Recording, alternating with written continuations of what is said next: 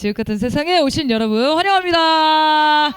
네, 사회를 맡은 저는 김맹구고요. 네, 지라프입니다. 만나서 반갑습니다. 안녕하십니까. 안녕하세요. 네. 네, 오늘은 특별히 앉아서 시작하도록 하겠습니다. 전에 그 의자가 아니어서 너무 좋은 것 같아요. 네, 선생님이 제일 좋아하고 계세요. 맞아. 딱 등바지가. 네, 오늘은 지읒 같은 세상 마지막 시간이네요. 벌써. 진짜 마지막이에요? 네, 몇 회 한지 아세요? 9개월. 맞나요? 9개월이나 했나요? 맞을걸요? 대본을 본 것 같은데요? 네, 9개월 동안 진행을 하고 오늘이 10개월째네요. 아, 진짜. 네, 아니에요. 오늘도 많은 분들이 함께 해주시고 계신데요. 네. 지읒 같은 세상 한 해를 좀 마무리하면서 특별히 게스트 분들도 모셔서 좀 의미 있는 시간으로 보내려고 합니다. 네. 네, 지난 1월부터 9월까지 저희가 진행한 그 주제들, 지읒으로 시작되는 주제들이었죠. 뭐가 있었는지 기억하시는 분들 계신가요? 자살공화국 2월에 진행했습니다. 또 기억나시는 분 있으신가요? 자존감 1월에 있었네요. 네, 굉장히 오래된 이야기를 하시네요. 그것만 기억에 났나 봐요. 네. 역시 우리 정세를 다뤘던 지난 3개월 네. 기억 속에서 잊혀진 것 같아요. 가장 사람이 많이 없었죠. 맞아, 네. 맞아. 네, 뭐 좌절과 우울 그리고 무력과 뭐 직면과 회피 그리고 정상회담과 한국인의 심리, 그쵸. 종북몰이, 국가보안법, 조건부사랑, 중독, 저자와의 대화. 지읒으로 시작해가지고 저자와의 대화 진짜. 와, 이거는 진짜 심각하시네요. 원래는 극단주의와 광신이었거든요 주제가. 근데 기억이어서 지읒이 아니니까 저자와의 대화를. 네, 대단한 분들. 오늘은 뭡니까? 오늘은 재밌다. 뭐죠? 오늘은 좌담회. 와, 진짜 충격. 천재다. 기획자 천재네요. 진짜 대단하신 것 멋져, 같습니다. 멋져. 네, 오늘은 좌담회였습니다, 여러분. 네, 오늘 좌담회네요. 그래서 네. 저희가 이제 한 1년 동안 들으면서 진짜 너무 다양한 이야기들 들어가지고 네. 진짜 올 때마다 뇌 주름이 막 지는 느낌. 뭔지 뭐요? 아세요? 뇌 주름이 하나씩 더 얻는 많을수록 건가? 이제 생각을 그러니까 에디슨이 뇌 주름이 진짜 많대요. 그렇죠, 그런 거 그런 얘기하는 거예요. 거죠? 네, 그런 네. 네, 그래서 뇌 주름 펴지는 게 아니고 접히는 느낌으로 저희가 네. 많은 걸 배웠었는데 네, 오늘은 또 패널들을 좀 모시고 네. 알차게 좀 네. 돌아보려고 준비했죠. 오늘 왜 이렇게 버벅거려요? 네, 패널들 그러면 모셔볼 수 있도록 하겠습니다. 네. 네. 오늘 그 20대들의 고민과 30대들의 고민 그리고 여기 뭐 40대 분들도 계신데 원래는 이제 저희가 그 지읒 같은 세상을 준비하면서 청년들의 이야기를 좀 많이 다루고 싶어 했잖아요. 네네, 그쵸. 그래서 20대 30대 분들을 특별히 패널로 모시고 서로 이야기 좀 나눠 보도록 하겠습니다. 알겠습니다. 일단 인사를 한번 부탁드리겠습니다. 저쪽 끝에서부터. 네. 네, 저는 현재 노래학단 싱에서 활동하고 있는 임예인이라고 합니다. 야! 네, 저는 지금 30대 패널로 나왔고요. 이영거라고 합니다. 야! 네, 선생님 소개. 네. 전 심리학자 김태형이라고 합니다. 와, 네, 50대 패널로. 선생님, 네, 50대 패널. 나 그 멘트 칠까 말까 고민했는데. 네, 치시지. 네, 40대만 딱 앉아있어도 좀 깔끔했을 그러네요. 것 같은데요. 네, 어쨌든 1년 동안 쭉 같이 네, 이거를 같이 해주신 분들이에요. 분들 속에서 쭉 들으시면서 느꼈던 것들, 궁금했던 것들 이렇게 좀 들어보려고 해요. 네. 그래서 오늘 5가지 다섯 가지 주제로 이야기를 해보려고 하는데요. 뭐죠? 네, 5가지 주제. 첫 번째는요. 네, 쭉 소개를 먼저 해드리려고 하면은 내가 겪은 지읒 같은 세상.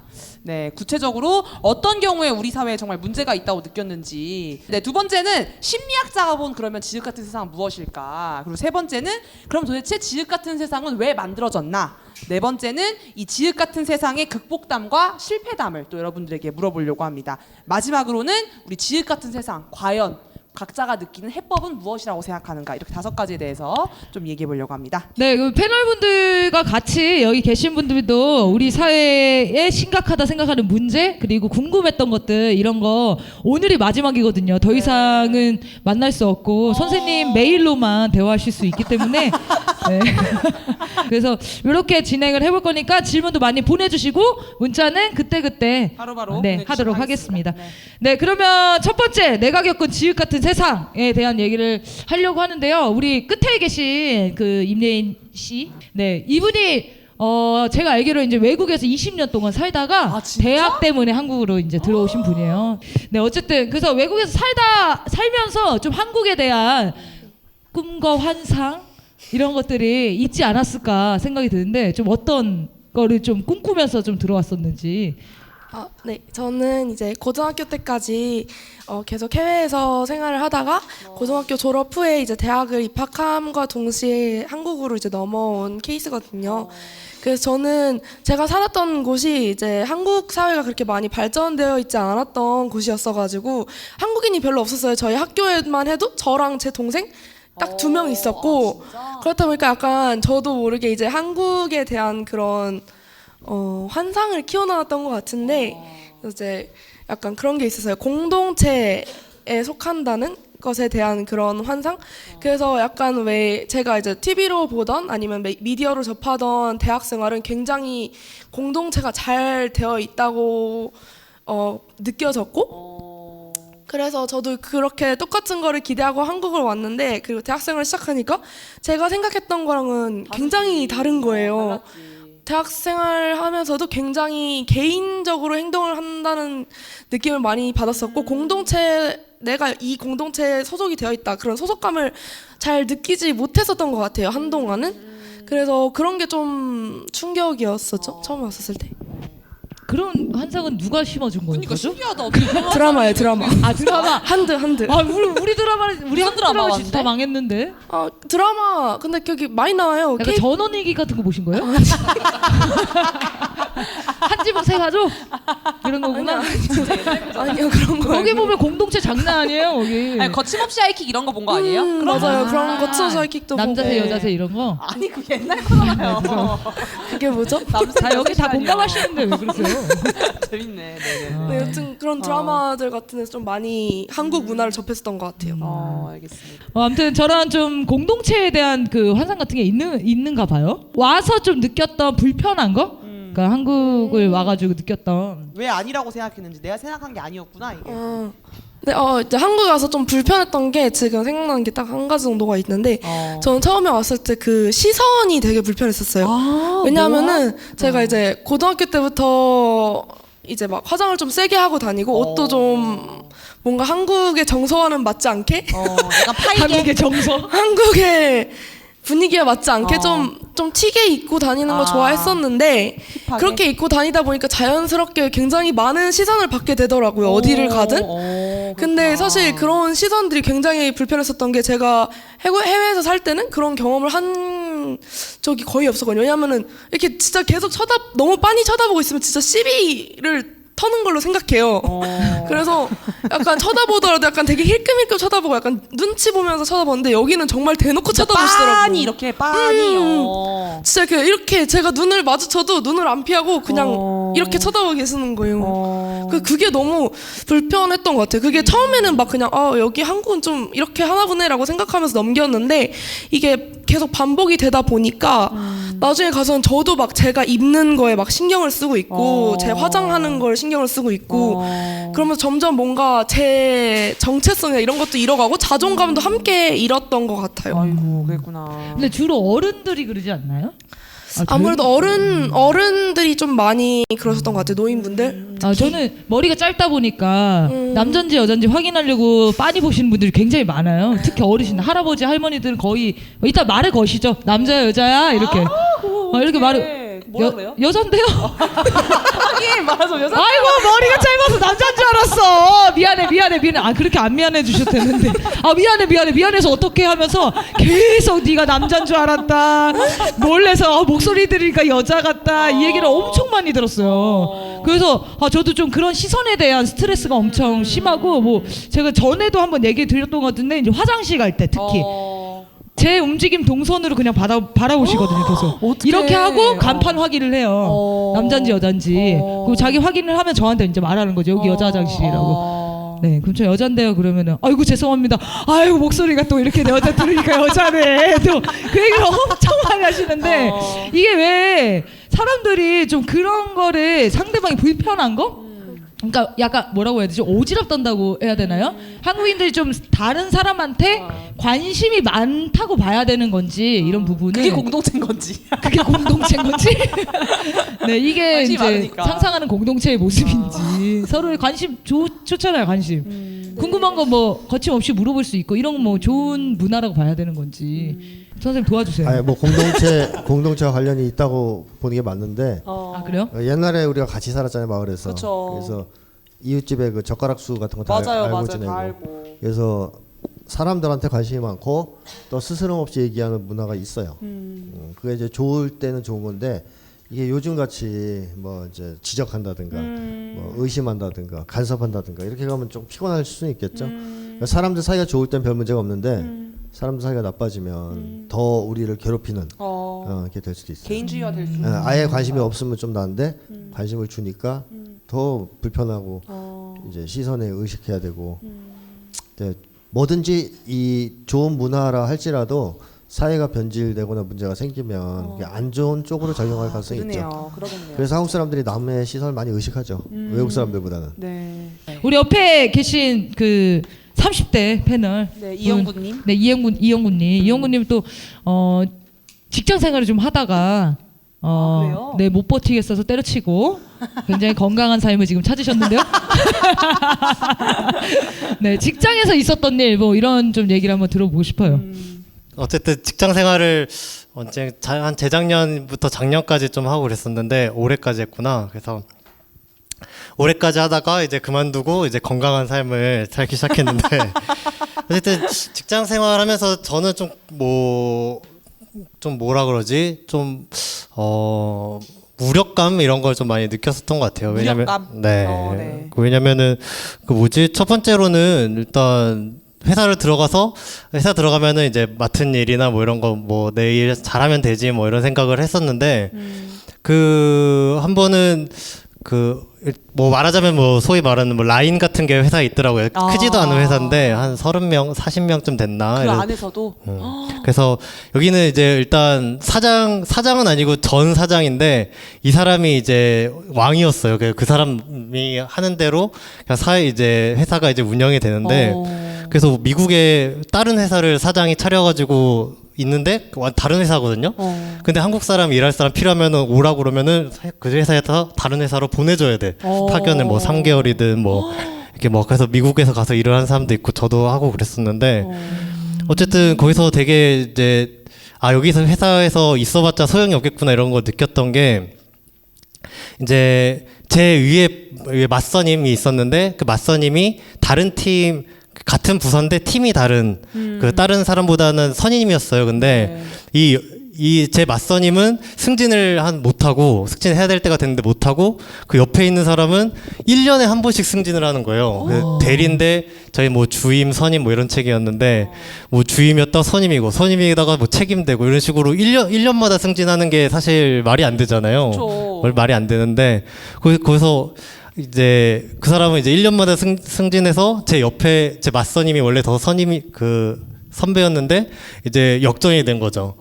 그래서 이거 보고 여기서 근데 나중에 뭐 처음에는 몰랐는데 나중에 보니까 이쪽 이제 사장과 이제 친한 이제 라인인 거예요. 그래서 여기 어차피 작은 회사라 승진할 수 있는 티오가 많지 않은데 그럼 이 사람 라인이 앞으로도 계속 승진하고 이러겠네. 나는 내 위에 선임은 그 라인이 아닌데 나는 이제 안 되겠구나. 라인을 잘못 탔구나. 네, 그래서 좀 이게 회사 생활에서 뭐 내가 일 잘하고 뭐 이런 거랑 다른 게 되게 많이 작용을 하는구나. 내가 노력한다고 꼭 잘 되는 건 아니구나. 막 이런 생각을 많이 하면서 이 회사에 다녀야 되나. 그럼 내가 지금 일하는 건 뭔가. 막 그런 생각들이 좀 들었었어요. 또 느꼈던 뭐 부조리하다든지 아니면 이게 회사가 이 모양 이 꼴이라든지. 네, 뭐 그런 면에서 더 얘기를 하면은 미국에 이제 출장을 저도 이제 보내서 갔다 왔는데 어쨌든 사장이 이제 전 사장이 왕이어서 일단 제가 연구개발팀 이런 거 있어가지고 뭐 거기 가서도 뭐 제품을 만드는데 뭐 효율이 좀 안 좋아가지고 뭐 그런 거 어떻게 바꿀까 하는데 제가 있던 데가 제 공대고 그 방위산업체 무기 군수산업 종류였어요. 그래서 어쨌든 그 생산하는 사람들이 있는데 그 미국에는 원래 이제 품질 관리를 하는 사람이 있어야 되는데 뭐 부품을 만들었으면 잘 만들었는지 봐야 될 거 아니에요. 그쵸. 그다음에 그 부품 만드는 거랑 그 완제품을 조립하는 거랑을 다 그냥 같은 회사에서 했는데 부품이 품질 관리하는 사람이 없는 거예요. 그래가지고 부품이 너무 개판이고 그걸 조립해봤자 제품이 안 나오는데 네네네. 그래서 저한테 이제 하루는 뭐를 개선했으면 좋겠냐 그랬더니 품질 관리하는 사람이 있어야 될 것 같다 그랬더니 그래서 왜 그러냐 해서 부품의 품질이 너무 안 좋다. 그러면은 어떻게 개선하면 좋겠냐는 거예요. 품질 관리 관리원이 있으면 된다고. 그래서 품질 뭐 기술적으로 뭐를 어떤 공정을 넣어야 되냐, 어떤 작업을 더 하면은 이제 그런 걸 기대하셨건데 부품을 만들었으면 그게 되는지 안 되는지 검사를 하고 올려 보내줘야 되는데 그걸 안 하고 올려주니까 분량이 되게 많은데 뭐 그랬더니 그것 때문에 한번 싸웠어요 사장이랑. 사장이 되게 뭐라 그래가지고 사장이 저도 약간 답정너였군요. 이거 왜 뭐라고 하는 거죠? 자기가 원하는 대답이 아니었던 거죠. 그러니까 내가 뭐 직원을 더 뽑아야 됩니다라는 얘긴데 네. 그거는 이제 하기가 싫은 거예요. 직원을 그러니까 더 네 뽑을 수 안에서 있었구나. 해결할 수 있는 방책을 내라 이런 거구나. 제가 생각했을 때 문제는 그건데 그건 안 해주고 다른 대답을 원하는데 그것 때문에 이제 생각이 다르니까 싸웠는데 그것 때문에 이제 회사를 나오게 됐는데 내가 그냥 별말 없이 있었어야 되는구나. 약간 뭐 이런 그래서 다른 그쪽 라인 이제 사람들은 와서 다른 거 하고 가는 거예요. 그러니까 뭐 이걸 이렇게 보면 좋겠습니다 했는데 그 해봤자 안 되거든요. 근데 막 그런 거 하고 또 그래 그래가지고 하면은 사장은 좋아하고 상황은 똑같은데 이러면서 발전이 돼요 그 회사가 근데? 그러니까 이제 회사 방위산업체 운영하는 것도 인맥이구나 약간 이런 그 사람이 어떤 교수였는데 그래서 그 납품하는 업체랑 아는 사람이 많은 거예요. 그 사람이 있어야 그 사장이 계속 영향력을 유지했던 게 그 사람이 있어야 우리 회사가 그 제품 같은 거 만들 걸 수주를 받는 거예요. 그래서 그 사람이 계속 엄청 영향력이 있을 수밖에 없고 그래서 어쨌든 막 이런저런 뭐 그 라인 승진하는 거 보고 미국에서 일하는 것 사장이랑 다툼하는 것 과정에서도 이게 어쨌든 결국에 중요한 거는 그냥 말을 잘 듣고 내가 뭐를 하기보다 말을 잘 듣는 게 되게 필요하구나 이런 생각. 그래서 내가 이제 뭐 필요가 없는 거잖아요. 내가 아니어도 되고 내가 뭔가 할 수 있는 그런 거가 이제 없다. 막 이런 생각이 많이 들면서 좀 회사 생활하면서 어쨌든 그 학교 다닐 때 학생 운동을 해서 그런가 어쨌든 내가 주인이고 싶고 내가 생각하는 거는 내가 그냥 밀고 가고 싶고 약간 이런 요구가 있는데 연구개발이니까 좀 그런 거가 있을 거라고 기대도 좀 하고 근데 이제 그런 데서 약간 좀 좌절이라면 좌절, 무력감이라면 무력감 회사의 이제 구성원으로서 그런 게 좀 있었던 것 같아요. 네. 이거 또 저희가 회사를 또 안 다녀오다 보니까 네, 이런 이야기는 되게 오랜만에 듣는데요. 네.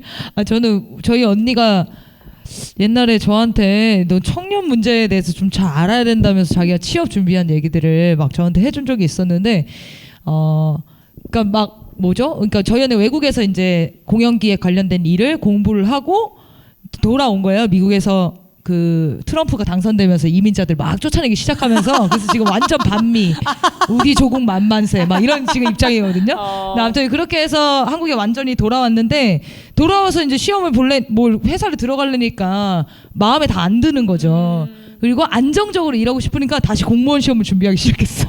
언니가 미국에서 공부해놓고? 네, 10년을 미국에 살아서 완전 전문직으로 막 공부도 하고 직장도 다니고 그랬거든요. 근데 와서 다시 공무원 시험을 막 준비하시면서 이제 그런 문화재단 관련된 데 들어가려고 공무원 시험을 준비했는데 이제 공무원 시험이 바뀌었다고 하더라고요. 그러니까 원래는 블라인드 테스트인가요? 그거? 이제 경력직을 안 뽑으려고? 블라인드 테스트 같은 걸 하니까 우리가 이제 망한 거지. 10년 동안 가서 경력을 쌓아봤자 안 되는 거야. 안 되는 거고 와가지고 한국사 공부를 해야 되는 상황이 된 거예요. 그거랑 무슨 그 이름을 모르겠네. 무슨 공무원들 보는 시험 뭐죠? NQC? 아무튼 그런 영어 이름이었거든요. NGO? 뭐 아무튼 그 시험을 봐야 된대요. NGO는 아닌 것 같아요. 죄송해요. 잘 넘어간다. 시험했는데. 아니 그래서 그 시험 준비를 하느냐고 한국사 문제집을 사고 나이가 이제 40이란 말이에요. 아이고. 그래서 아무튼 막 그런 이제 공부를 하면서 자기가 너무 억울하다는 거죠. 그치, 이런 자기는 억울하지. 이렇게 능력을 쌓아서 여기 오면 취직이 될 줄 알았더니 또 약간 거기서 다시 또 무너져서 처음부터 다시 이 20대들과 경쟁을 시작해야 되는 상황이 된 거예요. 근데 저희 언니가 이제 장애인 공연 기획 관련된 그 복지재단에서 일을 하셨는데 그러니까 합격이 됐어요. 어떻게 합격됐지? 아무튼 합격이 됐어요. 근데 거기에 전문 인력이 없어서 그냥 정부에서 아무나 파견하는 거예요. 근데 언니가 이제 그거 관련된 공부를 하고 온 거죠. 그래서 완전 갑자기 초경력직이 된 거야.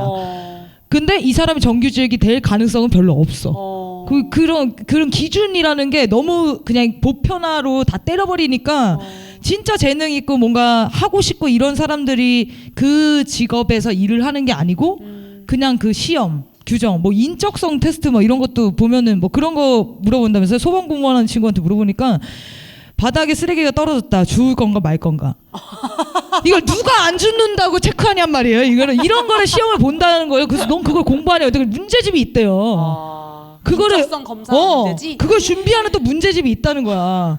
그래서 너무 지금 충격을 받았던 제 얘기는 아닌데 아무튼 그런 좀 취업 관련된 얘기가 좀 생각이 났고요. 여기까지 좀 듣고 선생님이 우리 사회의 문제점 이런 것들을 잘 짚어주실 거라고 저는 생각하고 이걸 보면서 선생님 좀 느끼신 이야기 듣고 싶습니다. 고견을 청해 듣겠습니다. 이런 식의 대화가 이제 과잉 일반화잖아요. 딱 이 두 케이스 듣고 한국 사회를 진단하라. 물론 이제 여기서 본질을 추려내면 뭐 진단할 게 없는 건 알겠지만 뭐 어쨌든 맨 땅에 더 들어볼까요? 그럼 아니, 얘기 되게 많은데요. 더 들어도 뭐 특별히 달라질 거 가족 얘기 뭐 이런 것도 많은데 특별히 달라질 건 없을 것 같아요. 죄송합니다. 네, 한 가지 뭐 얘기하라 그러면 이 직장 생활에서 경험하신 것이 쉽게 하면 적폐 아니겠습니까? 한국 사회의 적폐. 그러니까 한국 사회에서 하나의 화두가 최근의 화두가 공정한 사회거든요. 공정성. 그러니까 실력이 있고 뭐 노력을 하면 거기에 따라 인정받고 뭐 보상을 받는 사회. 이런 사회가 한국 사회의 화두가 됐다는 것은 그렇지 않다는 뜻이잖아요. 네, 지금까지 한국 사회는 실력, 능력 이런 게 좌우하는 게 아니고 뭐 좀 전에 말씀하셨듯이 능력, 아부, 줄 잘 서기 뭐 이런 것들이 좌우해 왔기 때문에 이제 제대로 된 정신을 가진 사람들은 회사에 들어가면 잘 적응을 못하는 그리고 거기 적응을 해서 살아남으면 맛이 가는 이런 이제 문제가 있죠. 네. 자, 이런 점을 일단 직장 생활에서는 아마 다들 많이 느끼실 것 같고, 그다음에 한국 사회에서 공동체가 이제 와해됐다라는 것도 뭐 외국은 근데 와해가 안 됐어요? 와해가 안 된 게 아니라 거기는 아예 그냥 처음부터 없기 그런 때문에 문화가 그나마 낫네요, 이들조차도 저희가. 없어요. 우리 민족이 굉장히 공동체 문화가 강한 민족인 건 맞아요. 그래서 그 여러 가지 특성들이 남아 있는데 뭐 저도 외국 얘기하니까 저는 외국에 나가본 적은 없습니다. 제주도밖에는. 외국이 아니라 해외. 네. 근데 그 외국인들이 한국인을 봤을 때 많이 얘기하는 게 속 얘기를 잘한다. 그러니까 같은 아시아 사람들이라 할지라도 한국 사람들이 제일 그게 뛰어나대요. 맞아요. 아세요? 네네. 경험을 해보셨구나. 그러니까 외국 사람들이 이게 많이 돌아다니는 사람들 있잖아요. 그러니까 중국도 가보고 일본도 가보고 그러는데 이 사람들도 웬만하면 속 얘기 안 한대요. 근데 한국 사람들은 약간만 이 마음이 통하고 친해졌다 싶으면 술 한잔 하면 그냥 속 얘기 다 털어놓는 거죠. 막 다 그래서 털어놓고 사기 당하는구나. 네. 사기도 착한 당하지만 사람들. 이제 정이 많다 뭐 그렇게 볼 수도 있고 뭐 요즘은 세상에 삭막해지고 관계 나빠지니까 경계는 많이 하는데 일단 가까워진다 싶으면 그래도 굉장히 속마음을 빨리 털어놓는데 거기에 비하면 일본 사람들은 어지간히 친해져도 속마음을 얘기를 안 한다 그럽니다. 그래서 뭐 그런 걸 보면 한국 사람들이 여전히 공동체 문화에 대한 갈망 또 그런 어떤 특성을 많이 유지하고 살고 있다는 걸 알 수 있죠. 네. 그래서 제가 얼마 전에 기사 다 읽지는 않은 제목만 봤는데 이제 유시민 작가인가요? 유시민 작가가 우리 한국 사회는 공동체가 봤어. 너무 많아가지고 문제라고 막 그랬죠. 문제라고 개인이 개인주의가 파괴된다. 그 존중받지 못한다 이런 얘기를 알쓸신잡에서 해가지고 엄청 이슈가 됐더라고요. 그런 발언 어떻게 생각하시는지? 그게 이제 공동체가 아니라 네. 떼거지 문화, 패거리 문화. 그러니까 단어를 잘 써야 됩니다. 이 학자들은 단어를 굉장히 잘 써야 되는데 유시민 씨가 얘기한 것은 패거리를 얘기하는 거죠. 한국의 그 끼리끼리 모여서 해먹는. 이제 그게 너무 많아서 사회를 망친다라고 표현했는데 그걸 공동체라고 그러면 안 되죠. 공동체는 기본적으로는 좀 좋은 의미로 쓰는 거 아니겠어요? 그렇죠. 좋은 의미죠. 뭐가 다르죠? 떼거리랑 패거리랑 공동체가? 그 패거리는 일종의 집단 이기주의 집단이죠. 자기들끼리 모여서 이권을 추구하는 전형적인 뭐 옛날에로 따지면 전두환의 인맥, 하나회 뭐 이런 게 이제 패거리 문화. 그다음에 이제 회사에 들어가면 조금 전에 말씀드렸듯이 라인. 옛날 사장 라인 이런 게 패거리를 얘기하는 거고 공동체는 우리 옛날에 모여 살던 아름다운 농촌 마을이나 뭐 드라마 1988 같은 데 나오는 행복한 마을 서로 위해주는 그런 걸 이제 공동체라고 하는 거 아니겠어요? 네. 저는 이제 심리학자로서 쭉 연구한 결과 한국 사회의 가장 큰 문제점이 어디서 드러나고 있느냐? 자살이라고 생각해요. 출산율과 자살률. 그러니까 한국 사회 자살률이 뭐 OECD 회원국 중에서 12년째 1위. 계속 1위죠. 예, 그다음에 전 세계를 다 쳐도 우리나라가 사실 1위라고 봐야 돼요. 뭐 그런 점에서 압도적으로 높은 자살률을 지금 기록하고 있고 이게 떨어지질 않잖아요. 근데 반면에 또 출산율도 세계 최고. 그러니까 세계 최고 아니라 제일 최저. 최저. 그러니까 애를 안 낳는 거잖아요. 네네. 그러니까 이게 의미하는 바는 한국에서 살기 힘들다는 것이고 정신적 고통이나 이런 게 굉장히 크다는 것이고 또 젊은이들조차 미래에 대한 희망이 없다는 거죠. 그렇죠.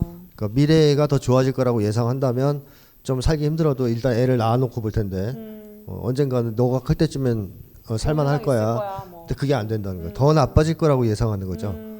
앞으로 점점 더 이 세상은 더 험악해질 것 같다. 그러니까 이제 애를 안 낳는 게 상책이다. 뭐 이런 것이 반영된 게 바로 최저의 출산율 아니냐. 그러다 보니까 이제 국가 위기 붕괴 상황까지 왔다. 외국에 뭐 유명한 그 인구학자가 그랬다는데 그런 게 연구를 해보니까 인구 소멸로 멸망할 국가 1위로 우리나라가 뽑혔대요. 아 진짜요?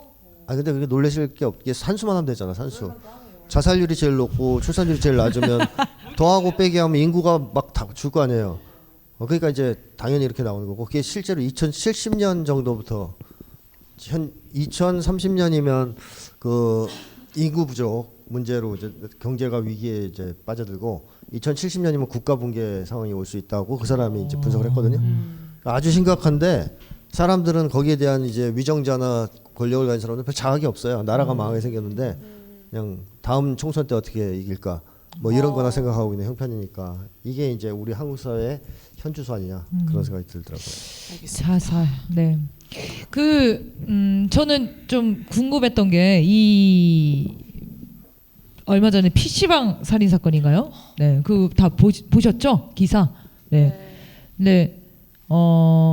제가 막 걱정이 됐었던 거는 어쨌든 이 가해자가 이 사람과 관계가 없는데도 불구하고 엄청 원한이 있는 것처럼 막 너무 잔인하게 이제 살해를 했잖아요.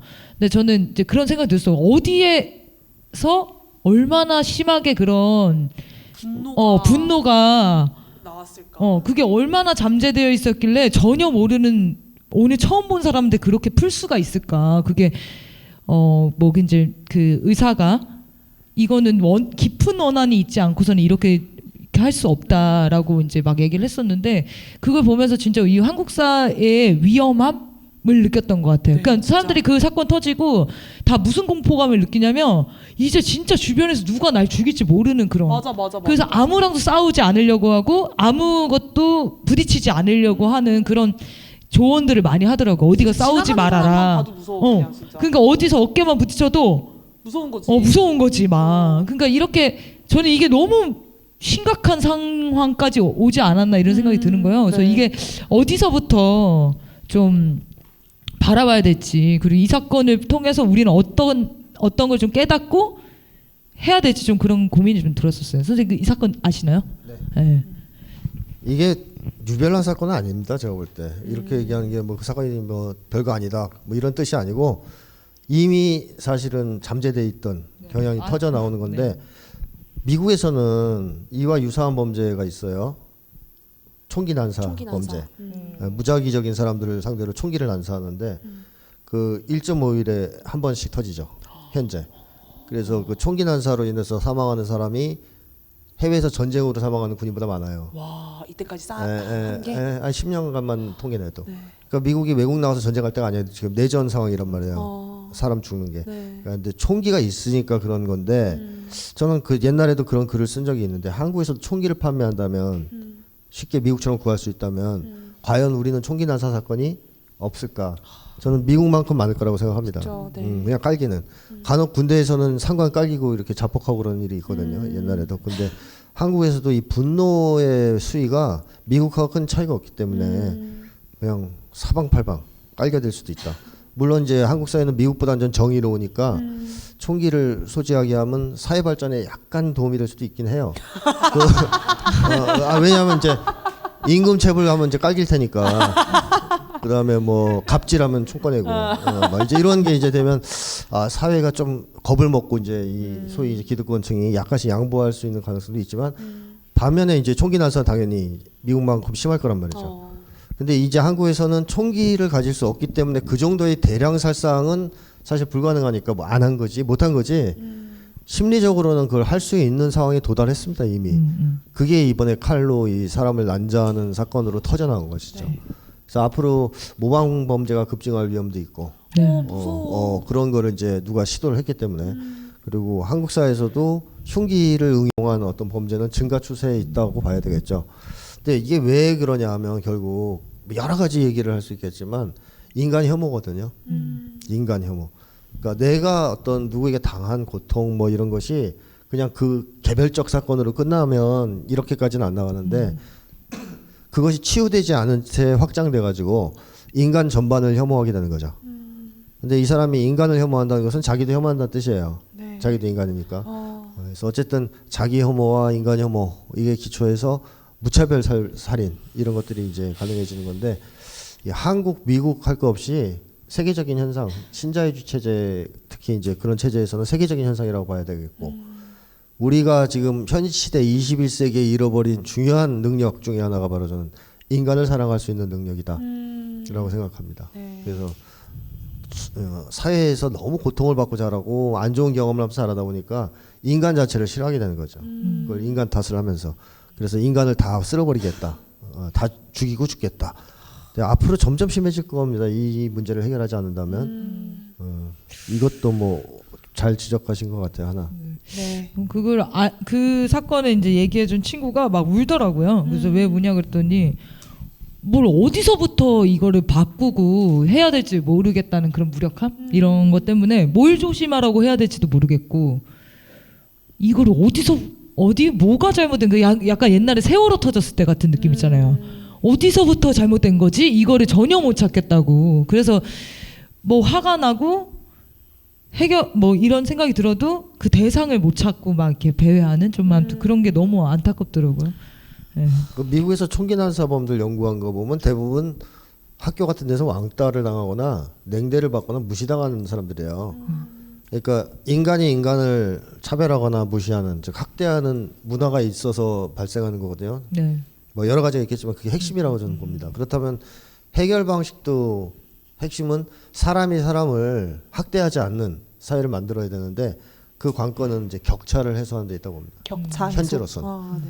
그러니까 격차가 벌어지면 사람들이 그 격차 때문에 직업에 민감하게 되고 돈에 민감하게 되고 그 직업을 가지고 사람을 평가하고 차별하고 무시하는 형상이 심해진단 말이죠. 네. 그 결과 거기에서 학대를 당한 사람들의 분노가 이런 무차별 범죄로 터지고 그러는 것이기 때문에 격차를 줄여주면 사람을 직업에 따라 혹은 돈에 따라 평가하고 차별하고 무시하는 현상이 줄겠죠. 네. 그러면 인간에 의해서 학대당하는 경험을 한 사람이 줄어들 것이고 이런 어떤 끔찍한 범죄도 당연히 전반적으로 줄어들겠죠. 한마디로 관계 회복, 공동체 복원 이런 것이 되지 않으면 이 문제는 해결이 안 되는 거죠. 네, 우리 여기 30대 패널 이영구님도 굉장히 위험한 상태에 놓여 있다가 이렇게 큰일 날 뻔했죠. 네, 진짜 큰일 날 뻔했습니다, 진짜. 네, 살아 돌아오셔서 정말 감사하고. 네. 네, 우리 그 옆에 우리 임예인 학생이 또 경험한 것 중에 그 첫째, 둘째 이렇게 자매로 이렇게 같이 있는데 둘째보다 자기가 더 사랑을 많이 받고 하면서 이제 둘째에 대한 심각한 차별, 심각한가요? 심각하기보다는 굉장히 티가 많이 나는. 그래서 좀 마음이 되게 불편한 둘째한테 거. 본인 첫째인 거죠? 네네네네. 네네. 그래서 좀 그 사례를 좀 얘기해 주시면. 그래서 제가 작년에 저희 할머니가 저를 엄청 예뻐하세요. 엄청 예뻐하시는데 이제 제가 동생이 또 하나 있단 말이에요. 연년생 여동생인데 같이 있을 때면은 너무 불편한 게 정말 티가 나게 막 뭐 고기 같은 걸 먹으면 더 큰 조각은 저한테 주시고 뭐 뭐든 제 앞에 먼저 다 끌어다 놓으시고 동생은 그냥 진짜 거기 거의 없는 사람처럼 취급을 하신단 말이에요. 근데 저는 그게 너무 불편한 게 차라리 제가 둘째였으면 그냥 할머니를 원망이라도 할 수가 있잖아요. 그냥 맘 놓고. 근데 그렇게 하지도 못하고 저는 할머니의 사랑을 받고 있으니까 왠지 내가 할머니를 미워하면 죄 짓는 것 같고 할머니한테 그러면 안 될 것 같고 또 그거랑 별개로 동생한테 미안한 거는 또 너무 미안하잖아요. 옆에서 같은 손녀인데 저랑 너무 다른 대우를 받는 게 그것도 너무 신경 써서 너무 미안하고 그래서 막 한동안은 할머니랑 동생이랑 뭐 가족들이랑 이렇게 모여있는 자리를 제가 안 가려고 했었어요. 혼자서 막 그냥 뭐 일 있다고 거짓말하고 나가서 그냥 놀다 오고 이랬었던 기억이 있거든요. 이런 차별을 뭐 비일비재하죠. 특히 이제 뭐 아들과 딸 이런 사이에서 많고 옛날에 저희 청춘남 방송했을 때도 첫째, 둘째, 셋째 뭐 그 차별 받는 맞아. 뭐 그런 그런 많이 사연들도 있었죠. 있었는데 네. 이런 좀 그 가정 안에서 일어나는 차별 이런 것들이 미치는 영향 이런 게 있으면 좀 선생님 얘기해 주시면 좋을 것 같습니다. 제가 요번 책에서도 썼어요. 이거 트라우마 학사에서도 썼고 그래서 얘기 안 하면 뭐라 하시겠죠. 책을 보시라는데요? 책에 있지만 할 수 없이 또 얘기를 해야 될 것 같은데 차별이 가져오는 결과는 이제 관계의 파괴라고 딱 정리할 수 있을 것 같아요. 그러니까 어떻게 보면 관계를 깨고 싶으면 사람들을 이제 서로 싸우게 만들고 싶으면 가장 손쉬운 방법이 바로 차별이에요. 이게 가정에선 차별이지만 국가적으로 보면 분할 통치 수법이거든요. 맞아. 제국주의자들이 쓰는 뭐 누가 그런 글을 썼던데 유명한 사람인데 이름은 기억이 안 나지만 아프리카 같은 경우에 제국주의자들의 분할 통치가 없었으면 인종 문제가 아예 발생을 안 했을 것이다. 누가 그런 걸 제가 책에서 읽었습니다만 분할 통치라는 게 차별이거든요. 그러니까 두 종족이 있으면 한 종족을 우대해 주는 거예요. 차별이죠. 그러면 사이가 나빠져요. 왜 나빠지냐면 지금 차별을 통해서 사랑을 많이 받았다고 느끼는 언니, 그 언니가 지금 착하니까 저 정도거든요. 착하니까 죄의식 느끼고 미안해하고 이러는 거지. 거기서 조금만 이제 인격 성숙이 덜 됐다든가 이러면 우월감 가지고 동생을 깔봅니다. 나는 할머니의 사랑을 받는 사람이야. 너 나한테 뭐 머리 숙여. 뭐 이렇게 돼 버려요. 그러면 이제 전형적인 이제 종족 분쟁이 나오는 거고 설사 그런 사랑을 받아서 내가 미안함을 갖고 있고 하더라도 그 자체가 불편하게 만들잖아요. 동생과의 관계를. 할머니와 관계도 사실 편치 않죠. 아까 말씀하셨듯이. 네. 그런 것처럼 공동체가 깨져요. 이래저래 차별을 하면. 그래서 이 차별의 가장 큰 위력은 사람들을 갈갈이 찢어놓는 것이다. 이렇게 얘기할 수 있고 이게 가정 차원에서도 그렇고 국가적 차원에서도 그렇고 똑같습니다. 그래서 제가 제일 싫어하는 게 차별이에요. 아까도 얘기했지만 관계 회복이 지금 우리 시대적 화두라고 할 수 있는데 차별이야말로 이 관계를 파괴하고 하는 주범이기 때문에 네. 어떤 경우에도 차별을 깨야 됩니다. 가정에서도 마찬가지고. 제가 한 가지만 더 말씀드리면 네네. 죄의식 얘기했잖아요. 네네네. 할머니가 나를 사랑하니까 거기에 대해서 뭐 하면 죄의식을 네. 느낀다. 근데 할머니가 본인을 사랑한다고 생각하는 게 문제입니다. 자, 할머니가 아까 제가 인간에 대한 인간을 사랑할 수 있는 능력 얘기를 했잖아요. 네네. 그 능력이 있으면 그 장녀를 이름을 제가 기억 못해요. 죄송합니다. 예? 예인. 임예인 씨를 인간이라서 사랑하는 걸까요? 아니요. 아니라는 거죠. 그래서 사랑한다면 동생 차별할 수 없죠. 동생도 인간이니까. 근데 왜 사랑을 할까요? 자기한테 도움되니까. 그게 이제 그 도구적 사랑이에요. 장녀가 되는 게 왜 도움이 되는 건지 저는. 근데 할머니가 엄청나게 외모 평가랑 막 이런 거 진짜 심각하게 하시는 분이거든요. 그러니까 그걸 여기서 다 얘기하면 나한테 그것까지 하면 시간이 너무 가니까 나중에 알아서 생각하시고 일단 도움이 되는 거예요. 할머니 입장에서는 뭔가 자기 욕망을 충족시켜 주는데 도움이 되는 거예요. 그래서 사랑하는 거잖아요. 약간 그러니까, 이제 할머니가 저 가끔씩 느끼는 게 저를 무슨 약간 트로피처럼 그렇죠. 여기신다고 느낄 때가 있어요. 그래서 뭐 그러니까. 이제 뭐 외국에서 살다 할머니가 생각하시기에 좋은 학교를 다니고 있고 뭔가 뭐 외국어도 잘하고 뭔가 그러니까 할머니 시대로 맞춰 생각하면 뭔가 되게 그리고 좋은 부인감 막 이런 걸로 생각하시는 것 같아요. 그래서 맨날 요즘도 집에 가면은 맨날 막 너는 기다리라고 내가 좋은 신랑감 찾아줄 테니까 기다리라고 그러시는 거예요. 그래서 할머니한테 맨날 저 결혼 안 할 거예요 할머니 이러면 진짜 맨날 혼나거든요. 그러니까 이제 할머니가 자랑거리가 될 수 있는 거 뭐 등등 할머니한테 도움이 되니까 사랑하는 거예요. 그게 없으면 사랑 못 받아요. 그러니까 이거는 도구적 사랑이죠. 인간으로서 그냥 사랑하는 게 아니죠. 그러니까 차별주의자는 기본적으로 인간을 사랑할 수 없는 사람입니다. 도구적인 사랑만 하는 사람이죠. 그래서 그건 사랑이 아니기 때문에 그걸 뭐 거절한다 혹은 규탄한다 하더라도 죄의식을 느낄 필요 없어요. 그건 정의 실현이거든요. 그러니까 가정에서의 정의를 실현하는 거죠. 할머니를 이제 혼내주는 거는. 더 이상 도구적 사랑하지 마시라고. 그렇죠. 아니 그건 받아봤자 불편해요. 할머니는 저를 사랑하는 게 아니에요.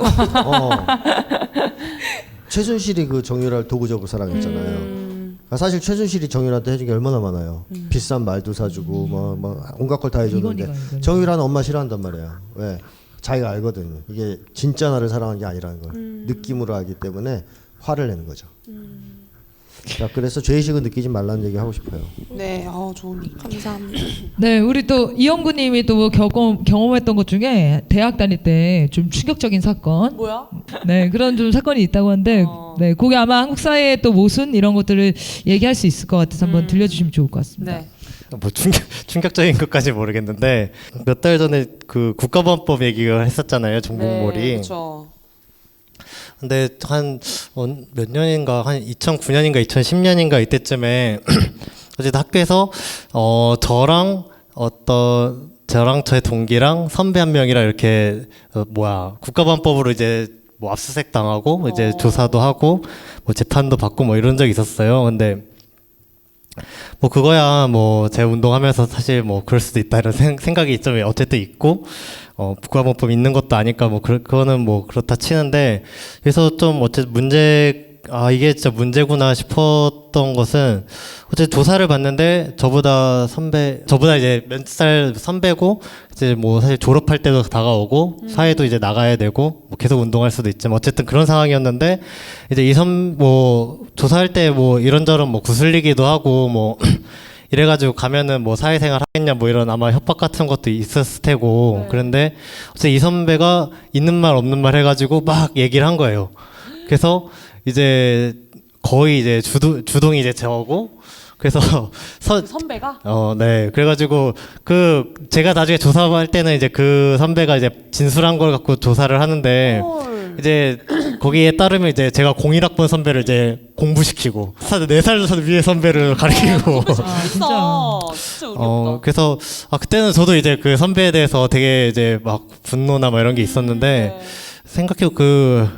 어쨌든 생각해보면은 나중에는 저 처음에 분노가 막 있다 나중에 생각해보니까 이 멀쩡하게 어쨌든 자기가 하고 싶은 거 아니면 자기가 원하는 거를 이루려고 이제 학생운동을 하던 사람이 어떤 국가보안법 때문에 그 같이 운동하던 사람이랑도 관계도 다 깨지고 도망치듯이 이제 졸업해가지고 이제 뭐 사회생활하고 이제 그렇게 사는데 그런 걸 겪고 나중에 생각해 보니까 이게 한 사람의 삶에서도 이거를 강제로 이제 좌절시켜 놓고 꺾어 놓는 거잖아요. 그래서 그런 경험 그런 생각을 좀 들어요. 네.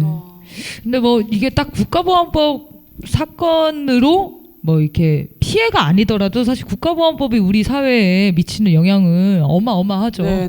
네, 그래서 되게 김남주 시인이라고 옛날에 시인이 38선은 38선에만 있는 것이 아니다. 네, 그래서 선생님 뭐 이제 국가보안법 얼마 안 있으면 이제 없어질 세상이잖아요. 이해찬 더불어민주당 대표. 네, 거기 무슨 북에 가시던가? 가셨죠? 가서 이제 국가보안법이 이제 없어질 거고 이랬다가 완전 난리가 난 거 아닙니까? 네, 그래서 좀 국가보안법과 관련돼서 선생님이 간단하게 좀 문제점과 네, 앞으로의 정세 전망 언제쯤 없어질 것 같은지 저희는 언제까지 그러면 숨죽이고 살아야 되는 것까지 좀 부탁드리겠습니다. 약간 쓰레기 투척하는 느낌이네요. 아니에요. 고견을 계속 갑자기 왜 그 얘기가 나오는지 부탁드리는데요. 모르겠는데 제가 이거 갖고 얼마 전에 강의도 했었잖아요. 네, 맞아요. 또 이거 지금 좌담하기 전에 인터뷰하고 왔어요. 국가보안법 관련해서. 국가보안법이 우리를 괴롭히는 것은 결국 우리를 감시자가 있는 거잖아요. 감시하는 감시자가. 이거 이제 프로이트는 초자라고 이제 표현을 했던 건데 우리 한국인들은 다 초자의 감시를 받고 있는 거예요. 불편함을 느낀다는 거죠. 그래서 아까 인터뷰하신 분이 그랬나? 어떤 사람 얘기를 들으면서 외국에 살다 들어왔을 때 그 이상한 느낌. 한국인들이 가지고 있는 뭐 긴장하고 뭐 조심하고 그런 느낌을 받았다는 얘기를 하시는데 저는 어떤 얘기를 들었냐면 그 개성공단에서 일하셨던 분들한테 들은 얘기인데 그 안에 있을 때는 굉장히 뭐 마음이 편안하고 뭐 사고를 할 때 굉장히 자유롭대요. 뭐 꺼리낌이 없으니까. 그래가지고 마음대로 말과 행동을 하는데 개성공단 밖으로 나와서 얘기하면 안 되잖아요. 그렇게 하면 그 개성공단 안에 있을 때처럼 말하고 행동하면 사람들이 당장 뭐라 한다는 거죠. 너 종북됐냐 거기서 일하더니. 그래서 이분들이 몇 번 그걸 겪고 나서부터는 개성공단을 빠져나오는 순간 긴장 상태에 들어간대요. 그러다 다시 글로 근무하러 가면 풀리고 이게 반복하니까 너무 힘들다는 거예요. 진짜 마음이 너무 힘들 것 같은데 정서적으로. 근데 이제 문제는 우리는 똑같은데 그걸 못 느낀다는 거죠. 개성공단에 들어갈 일이 없으니까. 네. 그러니까 우리 여기 계속 사니까 우리는 계속 그 초긴장 상태에서 자기 검열을 하면서 그걸 인지를 못한다는 게 문제죠. 자, 이게 이제 국가보안법의 최대의 폐해다. 뭐 여러 가지를 얘기할 수 있겠지만 그래서 한국 사람들은 자기 검열의 귀재라고 보시면 됩니다. 네. 불쌍해. 네, 생각하다가 뭐 안 되면 검열, 말하려다 검열 이런 식으로 사는 거예요. 그러니까 너무너무 불쌍한 거죠. 답답한 거죠, 가슴이. 그걸 이제 모르는 거죠. 꾸미기는 그렇게 잘하는 사람들이 얼마나 더 힘들겠어. 네. 그래서 좀 친구 관계도 딱 뭔가 뭐 통일, 뭐 이런 정치 이런 거 관련된 얘기만 꺼내려고 하면 약간 서먹서먹해지는 이런 것도 좀 관계를 훼손하고 있는 것 같아요. 국가보안법이라는 게. 그게 검열이죠. 네. 네. 검열 대상이 딱 들어온다. 그럼 피하는 거죠. 멀어지면. 그래서 정치 얘기하지 마. 왜 하면 안 될까요? 했을 때 자기도 동조하거나 뭐 그 얘기를 듣거나 하면 자기도 나중에 뭐 국가보안법으로 걸릴 수도 있기 때문에 아예 접근을 안 하려고 그러는 거예요. 그런 걸. 그래서 한국 사람들은 내가 갈 수 없는 거 딱 정해놓고 안 가고 내가 생각할 수 없는 거 딱 정해놓고 생각 안 하고 그걸 너무 잘하는 사람들이죠. 얼마나 잘하느냐. 예를 들면 동무란 말 안 쓰잖아요. 우리 일상에서. 네. 네. 식당 가서 동무 깍두기 좀 더 줘 뭐 이런 거 안 하잖아요. 근데 이 동무란 말을 우리가 완전 잊어버려서 완전 억압을 해서 안 쓰냐면 그건 아닙니다. 어깨동무란 말을 써요. 우리 어깨동무 할까? 네. 너 오늘 나 말동무 좀 해줄래? 우리 소꿉동무가 있었는데 네. 동무란 말 잘 써요. 붙여서는. 그렇네요. 그러니까 이거 억압된 게 아니란 얘기고 잊어버린 말도 아니라는 건데 띄워놓고는 절대 안 씁니다. 근데 그게 어색하지 않을 정도로 우리 숙달돼 있죠. 그 검열에. 그러니까 대단한 검열의 규제들 아닙니까? 불쌍하죠. 그래서 국가보안법이 철폐되면 그런 게 다 사라지는 거죠. 감시자가 사라지고 억압자가 사라지고 자기 검열이 사라지고. 그래서 우리가 매일 머리가 무겁잖아요. 일어날 때. 그게 어제 술 때문에 그런가? 이런 생각만 해왔지만 사실은 국가보안법 때문이었다. 어쩐지 어제 머리가 너무 무겁더라고요. 머리 마음 편치하는 이 불편한 느낌 이 사라질 수 있다는 거죠. 네, 그럼 뭐 이런 좀 사회 왜 만들어졌는지 아까 선생님 얘기 중에도 굉장히 많이 해주셨는데 제가 느끼기에는 이렇게까지 좀 생각해봤어요. 그러니까 주로 많이 나왔던 내용이 차별을 조장하고 그걸로 이제 분할 막 이렇게 통치하는 전략 뭐 이런 거를 쓰기도 하고 뭐 인간 혐오가 나온 것도 격차를 자꾸 만들고 조장하면서 만들어진 게 아니냐. 그래서 제가 생각이 너무 많이 나갔는데요. 제국주의가 생겨나면서부터 시작이 아닐까 갑자기 여기까지 갔는데 그러니까 우리나라의 이런 좀 차별이 그러니까 옛날 조선시대 이럴 때도 차별은 다 있었잖아요. 뭐 근데 우리나라의 좀 시초 라고 따지면 이런 사회 문제의 시초를 따지면 언제쯤으로 볼 수 있을지. 1990년대가 기점이죠. IMF. 그 전에도 차별이 있었는데 그때의 차별과 무시는 주로 이제 위에서 아래로 내려오는 수직적인 학대예요. 양반이 평민을 학대하고 또 일본 놈들이 우리나라 평민들 학대하는 이런 수직적 학대고 수평적 학대는 별로 없었어요. 그러니까 백성들끼리 서로 학대하는 건 별로 없었어요. 그 농민들끼리 서로 학대한다든가 차별한다든가 이런 건 별로 없었는데 90년대를 거치면 위에서 내려오는 학대가 아니라 옆에서 오는 학대가 많아져요. 수평적 학대가 일반화된다는 것이죠. 그러니까 같은 노동자끼리 학대하고 같은 회사 내에서 또 같은 마을 사람들끼리 학대하고 뭐 별거 아닌 차이로 서로 학대하는 겁니다. 나는 중형차 타는데 넌 소형차 타지 않느냐. 나는 40평인데 넌 30평 살지. 이런 거로 학대하는 것은 수평적 학대거든요. 그러니까 이런 것이 많아진 것이 이제 90년대를 거치면서고 이것이 한국인의 이제 삶을 굉장히 힘들게 만들었죠. 왜냐하면 뭐 이건희 회장이 우리 무시하거나 뭐 가난하다고 깔보면 별로 신경 기분 안 안 나빠요. 그냥 그저 네. 그렇잖아요.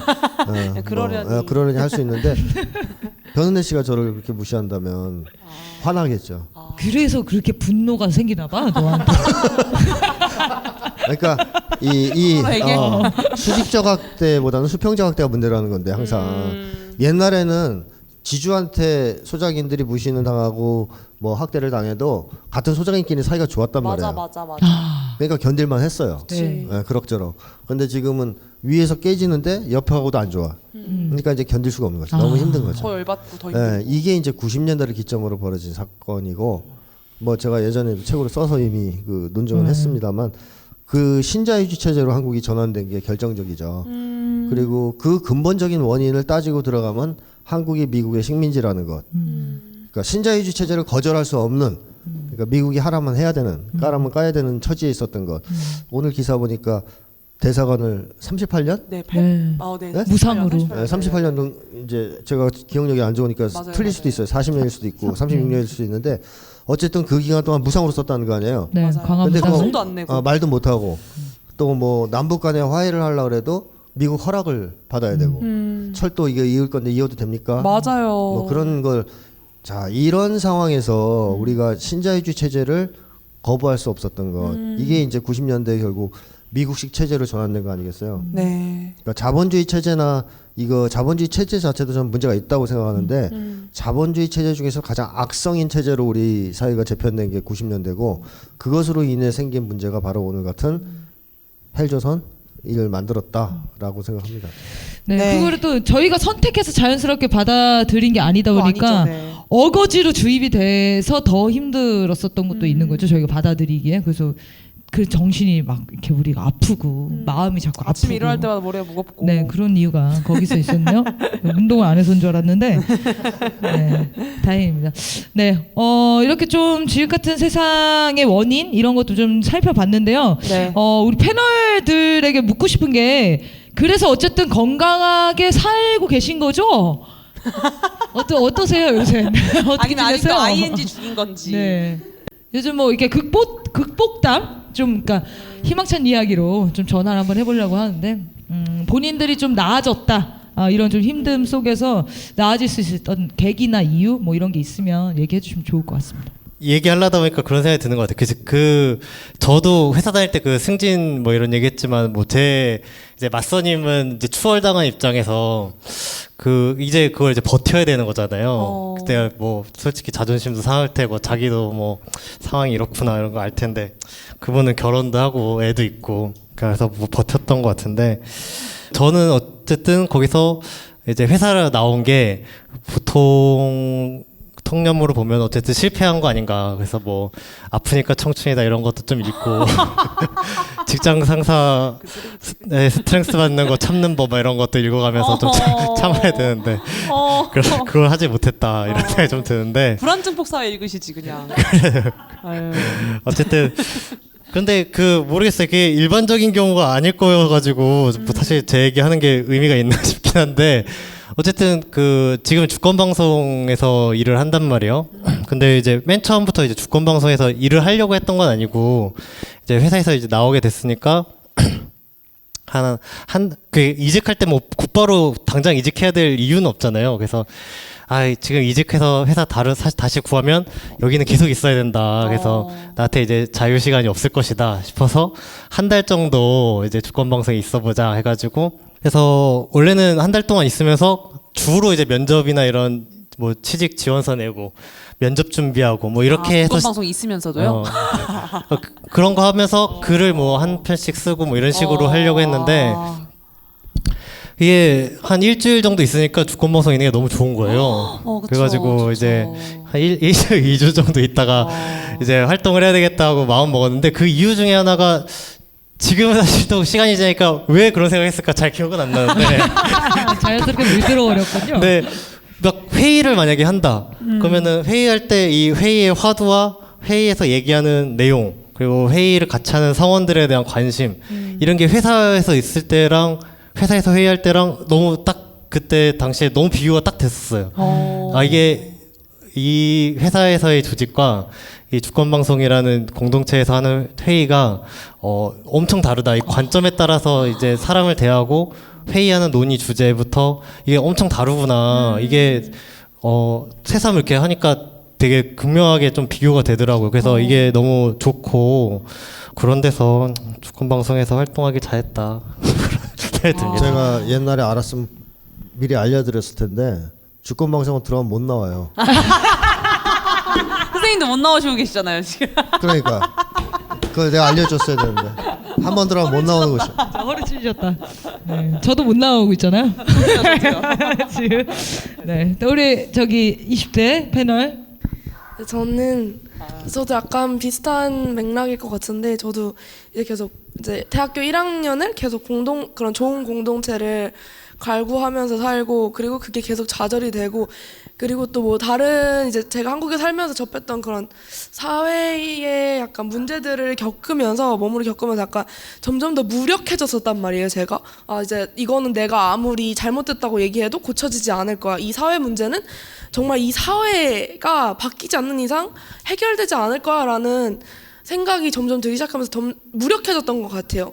그러다가 이제 저도 이제 싱에 들어와서 활동을 시작하고 이제 생전 처음 나가본 막 집회 같은 것도 나가고 막 그래서 최소한 그렇게 제가 투쟁을 하고 있을 때만큼은 그런 무력감은 사라졌었던 것 같아요. 제가 최소한 뭔가를 하고 있으니까 내가 하고 있는 게 맞다고 이제 외치면서 그렇게 이제 자기 주장을 하면서 이제 제 뜻에 따라서 행동을 하게 되니까 뭔가 처음으로 자주적인 삶도 살아봤고 그리고 뭔가 그냥 제가 더 무력하지 않은 것 같아서 제가 포기하지 않은 것 같아서 그래서 점점 더 좋아졌던 것 같아요. 그래서 그렇게 무력감을 좀 극복을 했었던 것 같습니다. 좋은 공동체를 만나세요. 네. 네, 두 분에게 박수를 한번 쳐드릴게요. 네. 저 두 분 얘기 들으니까 제일 기억에 남는 건 저는 아까 그 이영군이 말씀하셨던 내가 없어도 되는구나라는 거 있잖아요. 굳이 내가 없어도 여기는 되는구나. 근데 이제 건강한 공동체를 만난다는 거는 이영구라는 사람, 뭐 김맹구라는 사람, 변은혜라는 사람, 뭐 김태형 선생님이라는 사람이 진짜 있기 때문에 그 공동체가 한 명 한 명이 또 소중해지면서 그게 살아나는 게 아닐까 싶은 생각이 들어서 그렇게 좀 되면은 정말 선생님이 얘기하셨던 인간 혐오, 차별 같은 게 좀 없어지지 않을까. 그런 세상을 위해서 지읒 같은 세상이 좀 만들어졌고 해법을 또 여기서 찾지 않았나 이런 생각이 좀 듭니다. 네. 너무 감동적이네요. 감사해요. 얘기 들어주셔가지고. 네. 역시 리액션 정말 대단합니다. 네. 그래서 선생님의 좀 마지막 마무리 한마디 좀 들으면서 네, 이제 이런 힘든 세상에서 어떻게 하면 건강하게 살아갈 수 있을까? 그나마 두 가지 정도 말씀드리고 싶은데 하나는 관계고 하나는 희망이에요. 그러니까 이 관계와 희망이 있으면 지옥에서도 버틸만 합니다. 그럭저럭. 그러니까 그 칠레인가요? 그 광부들이 집단으로 매몰된 사건이 있었어요. 맞아요. 그 기사를 상당히 흥미롭게 봤는데 이 사람들이 처음엔 되게 안에서 서로 막 이제 못되게 굴고 막 안 좋았다 그래요, 분위기가. 근데 두 가지가 해결된 거죠. 거기에 이제 리더 역할을 할 수 있는 사람이 등장을 해서 사람들 관계를 풀어주고 그 와중에 이제 위에서 구조한다는 소식이 전달됐어요. 그래서 이 리더의 이제 지휘 아래, 리더십 아래 사람들이 아주 화목하게 그 지하 100m 뭐 이런 갱도 밑에서 아주 잘 버티다가 정신적 문제 없이 나왔단 말이에요. 그래서 이런 이제 사건들을 보면 결국 우리가 알 수 있는 건 뭐냐면 아무리 안 좋은 조건 속에 살더라도 관계가 괜찮고 희망을 가질 수 있다면 버텨낼 수 있다 이런 생각이 들거든요. 사실 어떤 사회가 좋은 사회냐 나쁜 사회냐 뭐 천국이냐 지옥이냐를 저거하는 것은 객관적 조건은 아니라고 봅니다. 저는 네. 그거는 이제 결정적이진 않다고 봐요. 이제 무인도에 누군가가 표류를 해갔다 5명이. 네. 근데 사이가 엄청 나빠요. 거긴 지옥이겠죠. 아무리 환경이 좋아도. 네. 근데 그 무인도에 5명이 표류해갔는데 사이가 너무 좋다. 그러면 천국 아니에요? 네, 그렇죠. 그렇게 되는 거죠. 그래서 객관적 조건은 똑같더라도 관계가 어떠냐가 굉장히 중요하고 다만 이제 무인도에 들어가서 다시 나올 수 없다 그러면 이제 문제가 되겠죠. 나올 수 있는 희망이 있어야 되겠죠. 그래서 우리 한국 사회가 어떤 점에서 문제가 생겼고 어떻게 하면 이걸 해결할 수 있을까 하는 걸 알게 된다면 희망이 생기는 거고 그 희망을 실현하기 위해서 우리가 힘을 집중할 수가 있지 않습니까? 그래서 그 두 가지가 필요한 거죠. 현재 내가 고립돼 있다면 고립을 탈피해서 건강한 관계를 만들어 나가고 그 건강한 관계를 기반으로 문제 해결을 위해서 희망을 가지고 싸워 나가는 거. 이 두 가지가 우리를 이 헬조선에서 버티게 해줄 것이고 그런 사람이 많아질수록 헬조선은 빨리 좋은 사회가 될 것이라고 생각합니다. 야, 네, 감사합니다. 좋네요. 사실 정말 그렇게 어려운 일은 아닌데 우리 사회에 어떻게 보면은 당연하게 있었던 것들이 좀 어려워지게 됐지만 여전히 저는 희망이 있다고 보고 네. 네, 올해 이제 또 우리나라가 살 길이 막 열리잖아요. 거기 우리의 희망은 지금 통일에 있잖아요. 정말 그런 것들을 보면서 대학생들이 요새 너무 희망차예요. 얼마 전에 이제 코레일 취직한 친구가 있는데 야, 넌 대박 났다 진짜. 네, 대전에서 일하는데 이제 뚫리면은 너 거기 가가지고 그거 막 그거 선로 그거 해야 되는데 보종 뭐냐 그거 선로 이렇게 아무튼 관리하는 거거든요. 그 공대 친구도 진짜 대박 났다 이런 얘기를 하고 있는데 옆에 문과 친구들은 진짜 대박 난 것 같아요. 정말 여기서 할 거 없잖아요. 정말 할 게 없거든요. 근데 이제 학생 교류가 시작되면은 얼마나 많은 이제 공부들이 필요로 한 세상이 올 건지 네. 저는 그런 희망들이 지금 좀 청년들 그리고 우리 새로운 세대들에게 많이 다가오고 있다고 생각하고 관계는 여기 오렌지 연필에서 싸우시면 되겠습니다. 그래서 오셔서 여기서 같이 관계를 만들고 좋은 프로그램도 많이 참여하시고 여기까지 해서 이제 지읒 같은 세상 마무리를 하기 전에 아이고. 여기 고생해주신 우리 두 분의 패널과 선생님께 큰 박수로 보내드리도록 하겠습니다. 항상 마무리는 우리 노래로 항상 마무리를 했죠. 네, 노래를 불러줄 노래악단 싱을 큰 박수로 모시도록 하겠습니다. 네. 날아가 새로운 시대로 평화의 날개로 눈부신 미래로 우리는 날아갈 거야. 날아가. 1, 2, 3, 4.